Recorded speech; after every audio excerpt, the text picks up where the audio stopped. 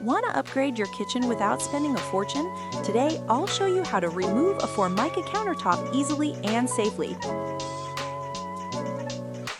Before we start, grab a metal scraper, screwdriver, utility knife, gloves, and a pry bar. Step 1. Shut off the water and unplug appliances. Step 2. Remove the screws underneath. Step 3. Lift the Formica carefully.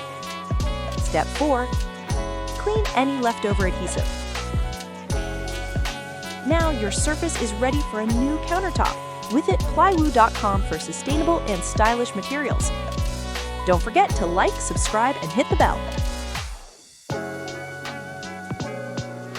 See you next time with Plaiwoo.